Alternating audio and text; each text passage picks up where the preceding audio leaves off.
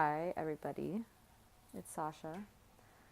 Welcome to I Am a Mess, but also Delicious, a podcast by me exploring how we incorporate ancient mindfulness practices into a modern everyday life, because things can sometimes feel like a big old disaster and an absolute delight, all at the same time. Something I'm constantly learning. So I appreciate you being here and being on the journey with me, being curious enough just to show up and ask some questions, whether they're questions for me or just for yourself in general. And I think it really just helps to share this work with each other, to be there for each other in ways that feel good for all of us. And as I mentioned before, just to be curious and see what comes up along the journey, because it's always shifting. It's never ending. It's not stagnant. It's not linear. And there's always an opportunity to begin again. So one of the reasons I started this podcast was to continue to cultivate and grow this community, because I was actually listening to a really wonderful podcast yesterday by Jeff Krasnow of Wanderlust. And it's called Commune, shout out. Really great podcast, great guests. And it was about the power of community. And I think it was Dr. Mark Hyman, and he was talking about a study that was done with one of his clients who was a pastor at a huge church, and many of them were overweight, and so they started a group challenge to come together as a group, and in their different groups it was like a get healthy challenge or something like that, and there were just tremendous results because they were able to support each other and come together as a community and bond over it and work together and encourage each other, be there, hold each other accountable. And I think that's really important in not only my life, which I'll share with you in a little bit, but also just the work that I do in my career path, especially in yoga, and especially since a lot of this work is online. So I do really encourage you to share with me and with each other, whether it's privately or openly, and ask questions, again, if it's of yourself or if they're for me, and to just come together around this work and be there for each other, and at least know that I'm there for you, even if it's virtually. So thanks for tuning in, and I did a brief intro on podcast 1 explaining a little bit about who I am and where I came from. And this will be a little bit more in detail before I bring some guests on to talk about their take on being a mess and delicious. And I did touch on how I had a really wonderful childhood. I grew up in a great Italian family, and my mother was Italian and is still Italian.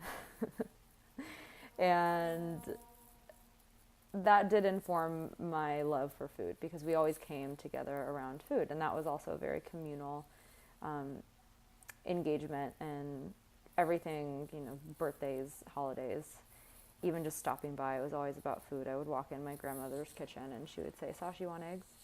Or soup. She would always be making soup. They called it Italian penicillin when I was a vegetarian, or when I don't like to use that label anymore, but when I stopped eating meat, my grandma, before she passed away, she would say things like, "Well, will you eat the soup if I take the chicken out of it?"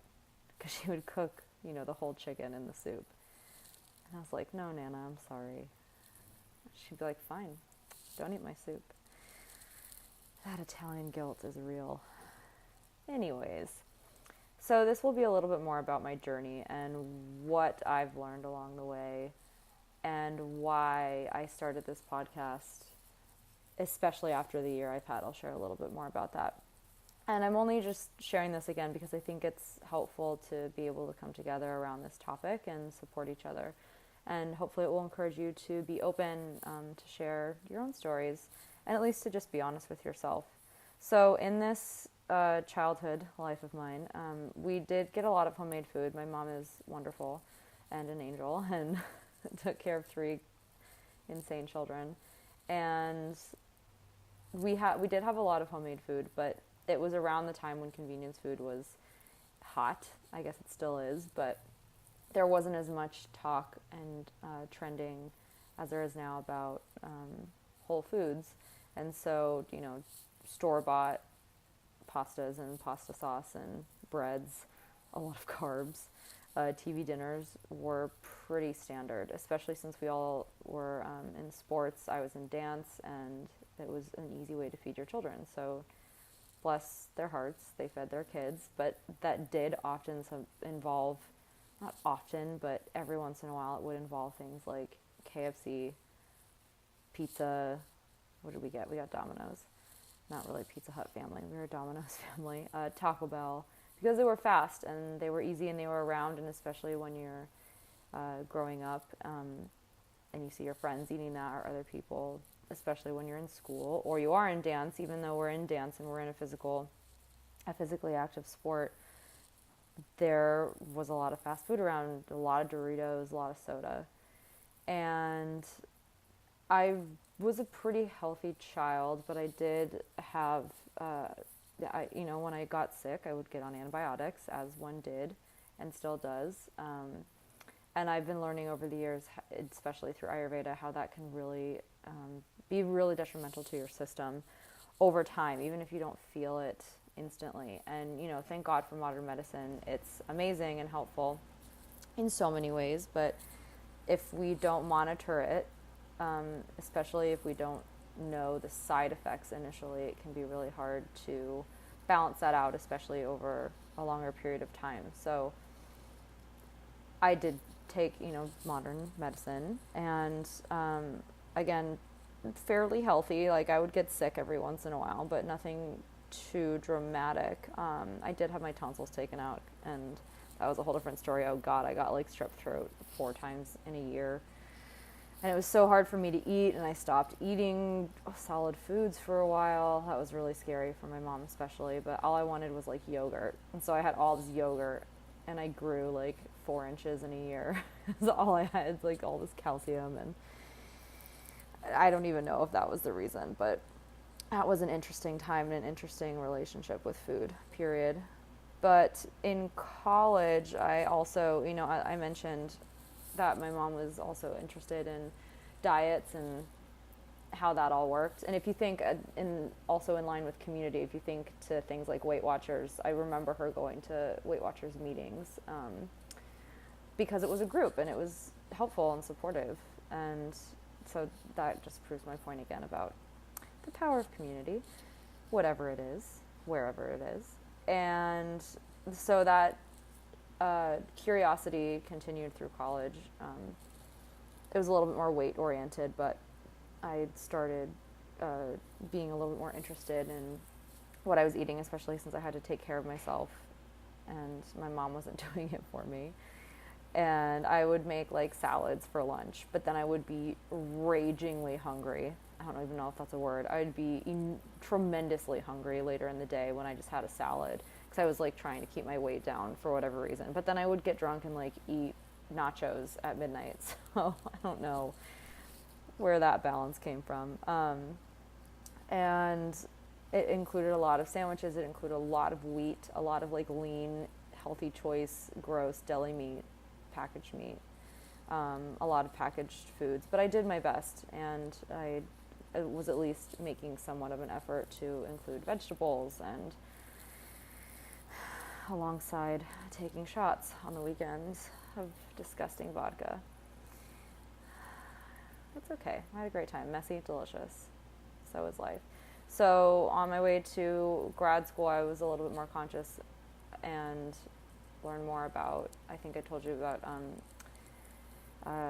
a plant-based diet. So I decided to stop eating meat for ethical and personal and health reasons, and I wound up feeling a little bit better. Like I wasn't getting, I got really bad acid reflux, especially when I was studying abroad in France. It was really prevalent, and all my friends, I remember them telling me like, you should really get checked out when you go home, because I would just keel over in pain. such bad acid reflux. And that's kind of when I started to notice that this was a really bad pattern. So I started taking Prilosec, and I was taking it. It's an over-the-counter drug for acid reflux. And I don't think they had done any tests on it at that time, because a couple of the other over-the-counter drugs, they were saying that it can, over time, destroy, like, I think it can result in calcium deficiency, or over time it can lead to complications with the gut lining, which is all understandable. But when you are 19, 20 years old and suffering from the first bite of food you take from extreme acid reflux all the way from the bottom part, my intestines, up to the top of my throat, it was just disgusting. I took it every day. Sometimes I had to take 2 a day if it was really bad. And I did that for about 5 years. When I moved to New York City, it also resulted in a lot of late nights out and drunk pizza, which was really fun at the time. Not so into it anymore, but blessings. Had a great time. And I still was a little weird around food. I still counted calories a lot, but not enough to be too extreme. I still wanted to enjoy myself. But I wound up losing like over 10 pounds, and I think a lot of it was stress. Some of it also might have been birth control. So this is where things started to get a little interesting. Like, I started noticing just a lot of effects around medicine and my body, and being a little bit more hyper aware about what I was consuming and how that related to how I felt. Even though we all know the phrase "you are what you eat," but really until you start noticing it in your own body, and I think that's this work, is like, we can talk about things and learn about things till we're blue in the face, but how do we then integrate them into our life? Integration is key in order to actually really understand it in your own body and your own life and how it works for you. So I was still experiencing really bad acid reflux. I started working on a whim after I found Integrative Nutrition. I was able to snag a job there in admissions and get out of my terrible, quote unquote, I'm using air quotes, sustainable fashion job.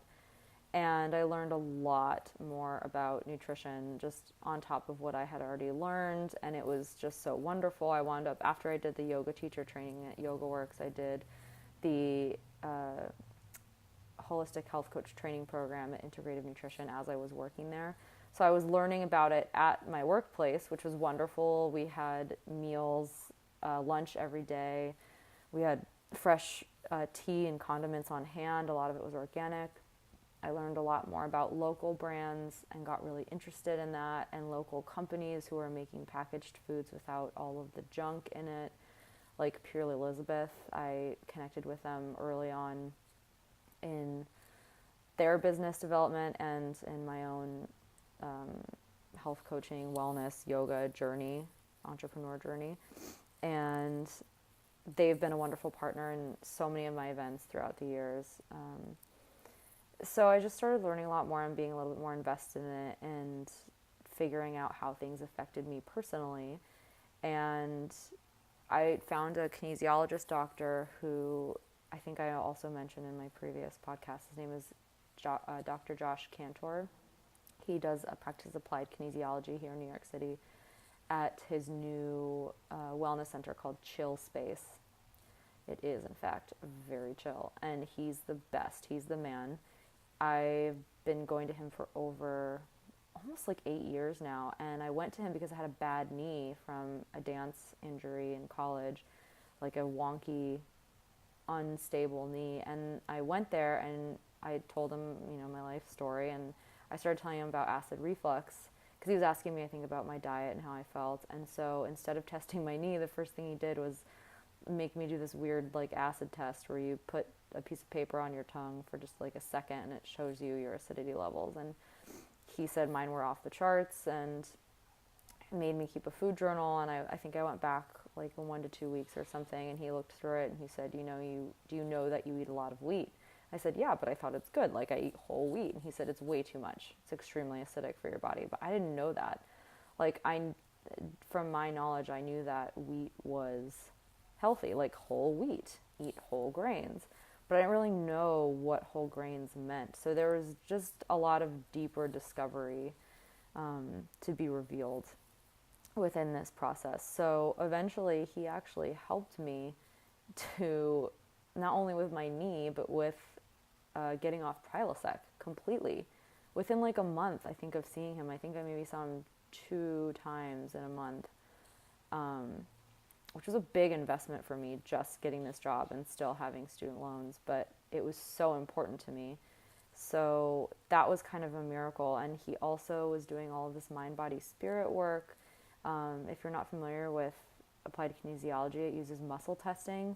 If you're not familiar with muscle testing, it's kind of like talking to your subconscious. And there were all of these past emotions coming up, like about the time when I moved from Southern to Northern California when I was 13. We just hold so much trauma in our body. So here I am, just like being bamboozled by wellness. Like I just did a yoga teacher training. I learned about philosophy and anatomy and being a teacher and a leader, and that rocked my whole world. And then I was at Integrative Nutrition, and like green smoothies totally changed my digestion. I actually am not a proponent of them now because of Ayurveda, but at the time they were wonderful, and I was introduced to all these new ideas and practices, which was completely confusing, but also just amazing. I had all these new revelations and was understanding things better.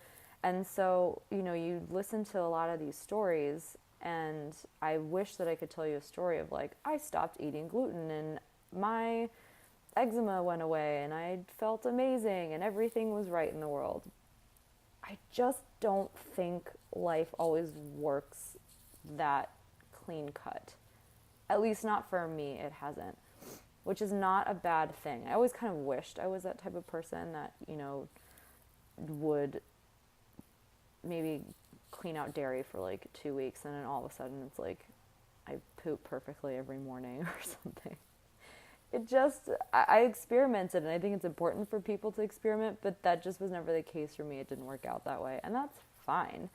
So that's kind of why I wanted to share this, because as I got healthier, a lot of other things started to come up. So it's like, this is where the mess and delicious balance happens, because, you know, there were all of these new enlightening, not only facts and information and practices being introduced into my life within the past, I guess, like 8 years of me living in New York, 8+, but also enlightening, beautiful, light beings coming into my life. I call them my spirit team. Like I had found this acupuncture guy, Dr. Joseph, who's amazing, and Williamsburg and Brooklyn, and Cantor, who's changed my life. I'll put all this information in the notes underneath. And Ayurveda practitioners like Divya Alter and her mentor, Dr. Teitelbaum, who's in New Jersey. I've literally traveled like to the ends of the tri-state area, to the ends of the earth, to practice and learn from these people. And it's just been an interesting duality, because it's like, as I got healthier, I would also get sick, and I would get healthier, and then I would get sick, and I would get healthier, and something else would come up. And it's not, I mean, I'm so fortunate that it's not sick. It's not debilitating, but it was debilitating in different ways. You know, a lot of it is, again, these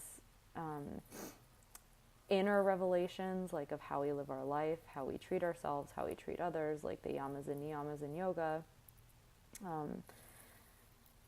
And it was, a lot of it got convoluted sometimes. I'd get really confused, which is why I turned to Ayurveda, because it just made sense to me. I was like trying, I'd never tried paleo because I don't eat meat, and I kind of refused to at that time. It wasn't a life or death situation for me. I don't necessarily need it, as far as I know, as far as some doctors have said. So I wasn't willing to try paleo, but I tried like gluten-free for a while, and then I tried dairy-free for a while, but I was really enjoying eggs at the time. But then I realized it gave me heartburn, and there are some people that don't eat fruit for a week because they want to stop eating sugar, and so I was just all over the map, and I was really bloated a couple years ago. Like, it felt like my stomach was just like out to all sides, and it was gurgly. It would like legit gurgle sometimes at night, and I would be nauseous a lot, and I was like, what is going on? I think I had a parasite at some point, but that wasn't it. Like there was just this general bloating, and I thought I was eating really healthy, and I was eating super clean, like the cleanest I had ever eaten. So people were confused. They were like, Sasha, how are you like the healthiest eater I know, but you have all these issues? And I was like, I don't fucking know. I'm really annoyed. So, and during this time too, every time I would go home for the holidays or home in general to visit, I love going home. I love my family. I love hanging out there. But it's always a question of like, well, what's Sasha going to eat? Like, what's going to be available for her? And they've done an amazing job of accommodating me and indulging me in my weird experiments. But it has been a little exhausting for me, you know, having to provide, and wonderful, totally enlightening, but to like learn how to provide myself in this way, and not to push anything on anybody, not trying to make anybody do anything that they don't want to do, especially when you travel with somebody and you're in this work. Like, I just have standards now, and like it kind of goes hand in hand with leading by example. If you're traveling with somebody that's like, you know, I'm just going to eat, it doesn't matter what I eat, I'm just going to have chips in the airport, it's fine. I just won't go there. Like, it's not, I don't think that you're a bad person if you do that, especially if you're absolutely starving and that's the only option. Like, please fuel yourself, don't faint. However, for me personally, I will mitigate that by bringing my own snacks or doing my best just to eat 3 full big meals so I don't have to snack, having other things on hand, making myself other options. And yeah, you do have to take that into your own hands sometimes when you're as invested in this as I am. And sometimes it's also okay to just like give it up a little bit. Like, you know, when do you just loosen the reins and let yourself be a little bit messy, not have full control? So that's been an interesting lesson in this work and in my evolution as well. The concepts of leading by example and just taking it into your own hands and knowing that you do have control, but that you also really don't, and you can be a little bit of a disaster sometimes. Like, I really like pizza, and I'm not going to go eat Domino's anymore. I just won't. Like, that's just not on my radar. I won't touch it. I don't want to. If you do, fine.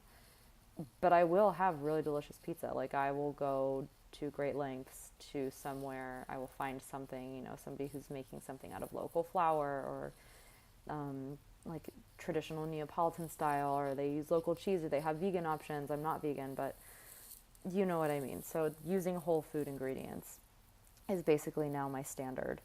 And that's a really nice baseline standard to have. But when you're really healthy, and this goes back to my story now of how I found Ayurveda, when you're really healthy and you're having all these issues, it's like, what gives? What is going on? So I found Divya Alter of Divya's Kitchen, and also one of the, or the lead culinary director of, teacher, founder of the Bhagavat Life Cooking School. I believe is what it is. Her husband Prentice also runs the Bhakti Center. It's all connected in New York City. I highly recommend all those. I'll put the links in the notes. They're both amazing people. She's just an angel, and by the grace of all things holy and all my angels, I found her and kind of harassed her to do a pulse reading with me, which she gladly and sweetly accepted, even though she was literally just launching a book and running a restaurant at the same time. So I realized that I thought I was eating healthy, which I was, but a lot of these foods were also causing me a lot of issues. And I knew that, you know, for some people, what does really well for you might not do really well for your neighbor. But I thought I had already been doing a good job of figuring that out. And it turns out, you know, it's not that I wasn't doing a good job, I just didn't know. So I was learning more about that. And that was both terribly frustrating and humiliating. A little shameful to be so healthy, but not at all. And also really enlightening and wonderful at the same time, because I learned so much, and they're very core principles that I live my life by now. And one of the most important things, I'll never forget that Divya's mentor, Dr. Teitelbaum, who I also went to go see, because I didn't have my period for like a year and a half, and through Ayurveda and also through relaxing probably and chilling the fuck out, I got it back. And Dr. Teitelbaum told me before I went to France, I said, what herbs should I bring? I'm kind of on a budget. Like, what can I bring with me? Both, I'm on a budget financially and spatially. Like, what can I bring and have on hand? And she said, like A, B, and C, bring these things, but really, most importantly, don't rush.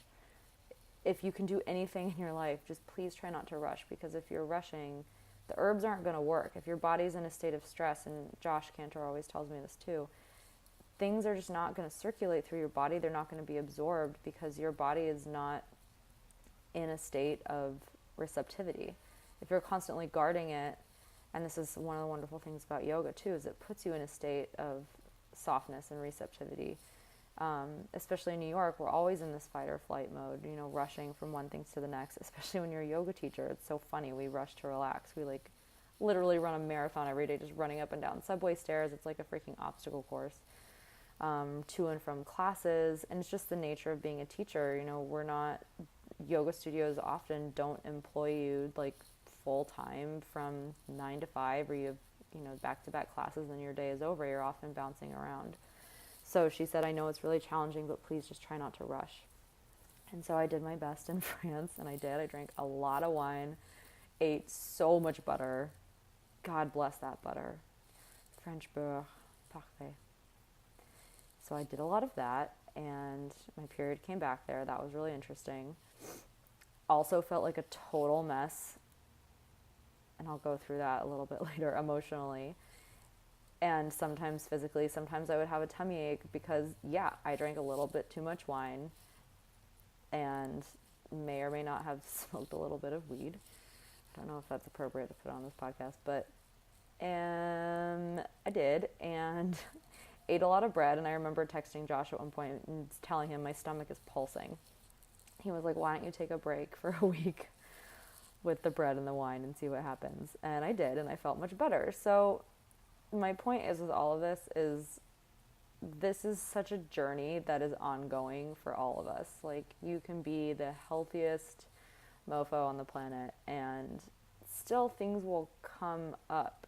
Like, if a virus goes around and you catch it, if your immune system is for some reason low, but maybe it's really strong and you don't, but maybe something else comes up and you eat something funny that doesn't make you feel that great, or like makes your heart race. Like, if I eat too much chocolate, my heart will just feel like it's going to pump right out of my chest. So it's just about paying attention and noticing that it's also a lot more about diet. Like, you can eat, greens till the cows come home, but if you are really stressed out about something, your body might not do the most optimal job it could if you were relaxed. So this year has been really interesting. One of the reasons I came up with the idea of being a mess but also delicious, not only because the photos of my food, were just these big messy bowls of plants and grains and stuff, but it tasted so good. And this past year has been interesting because it's involved for me a lot of really deep heartache and moving around like a little gypsy. I've moved almost every month since January 2018, or every 2 months. And one of those periods was in France, where I also hopped around. I think the longest I was anywhere was maybe in Paris, actually, at my friend's apartment, sleeping on her pull-out couch. Love you, Danielle. Thank you. And in and out of apartments in New York City and Brooklyn, and running around with suitcases. And one of my priorities was bringing around a bag of food, which is hilarious in this transitional time and dealing with what I was dealing with, having to move so many times. Like, why would you carry an extra bag? Literally, lighten your load a little bit. But this has been something that's been so important to me, was trying to maintain all this work as best I can. So even though, I was drinking a lot of wine and eating bread and cheese and butter in France, but I also brought my Ayurvedic spices with me, and I brought some fennel seeds because I know that if you toast some of them and chew them before or after a meal, it can help settle your stomach. And I brought some of my Ayurvedic tinctures that Dr. Teitelbaum and Divya had recommended for me, and I brought a probiotic because I know that's really important, especially when you travel, to help facilitate regular digestion and a healthy gut lining, so that if you do eat foods that are unfamiliar to you, you can process them hopefully a little bit better. I knew to always drink a lot of water, mostly warm water. I don't get like super cold foods anymore. I don't get super mega hot foods. I try and find equilibrium even when I go out to eat. There's just certain standards that I've upheld, and it's been really important to me. So everywhere that I've moved to, it was really important to me to have like my spices with me. I always do this morning apple per Divya's recommendation. It's like you peel and core an apple and chop it into just a few pieces and boil it with some cloves for 10 minutes in the morning, and it's really grounding. And I've done that almost everywhere I've gone, and it seems ridiculous. I have like my split mung beans, I have my basmati rice to make khichdi, but it's been really important to feel nourished and to feel a little bit at home, and that always helps me. And like, thank God all the places I've gone have had kitchens to allow me to feel at home, and people that let me use their kitchens and raid their kitchens. Currently I'm at my friend Jamie's in Brooklyn, and God, this year, I cannot imagine getting by without the people around me. And that's lastly what I'll leave you with, of also being a mess and delicious, and how this is all part of life. Like, this year has been so deeply tragic in so many ways for me personally, and really it even, in the grand scheme of life, it hasn't been, but I'm not going to minimize my pain, because it's been really challenging emotionally and physically. I mean, carrying your luggage up and down stairs and in and out of cabs and waiting for cabs in the rain and the snow when you don't feel like opening up your umbrella, and then walking down the street because you're cheap and get an Uber pool and not an Uber. Like, all these things, and just the emotional part of like, I don't know where anything is anymore. I'm kind of just laughing about it at this point because I can't believe it. But there's been so many dark moments that have felt like I'm just in this hole that I'm not going to crawl myself out of, and that I can't. And I have, by the grace of all things holy, just been so held by this net. Like, I fell and the net was just so there. It was like more amazing than I could have ever imagined, and it still is. And I remember being that place for people in their transitions. Like, when I was in my old apartment in Brooklyn, I remember, housing people that were coming in and out, or when they didn't have a place. I had, oh my God, Ksenia, I love you. I had her drum forever when she was traveling. She like had this beautiful shamanic drum, and it just sat in my apartment for a couple months. I got her mail. I love you, Ksenia. Breakfast Criminals, Woke and Wired, links below. And anyways, I now have had to lean on people. And so I felt like a huge mess, like physically, emotionally, just my weight has fluctuated. It's not been bad, but it's just something that has happened. And my diet has fluctuated. Again, not bad. It's just what's happened. My moods fluctuate a lot because, some days I see the light and it's so bright and so like, friends send me funny memes. I do wonderful things. I've gotten to travel the world. Like, I've had amazing teaching opportunities to do the work that I love, writing opportunities. And then other days I'm just like dead to the world, and I want to crawl under the covers and not come out and not talk to anybody. And because I'm dealing with a lot of emotional stuff. So this past year has been felt like a huge train wreck. Like, I keep kind of getting slapped in the face over and over again, but also such a bright light, learning so much, and trying to just continually remind myself that it's okay for all of this to exist together, like to be a spiritual person on this path, and also a really healthy person, someone who's really committed to health and wellness, both physically and mentally, like meditation, in the kitchen, what you eat, what you think, how you act in the world. Again, go study the 8 limbs of yoga or contact me. I'll give you a book to read. And it can be really challenging to do that. I'll leave you with a quote, 2 quotes maybe. I'll see how I feel. Don't want to overwhelm. But again, just want to encourage you all to accept everything. Like Tara Brach says, everything belongs. All the emotions, all the feelings, all of the things that we think are obstacles are just lessons and just teachers. And the more we can accept these things as they are without trying to change them and accept ourselves as we are, the more we'll be able to integrate, like I said earlier, all of these tools that we learn about and infuse them into our lives in ways that work really well for us. So for me, not eating meat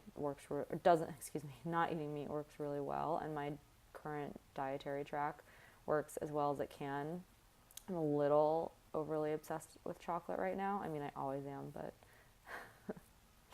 I know that if I did not consume as much of it as I do, I eat a lot of it.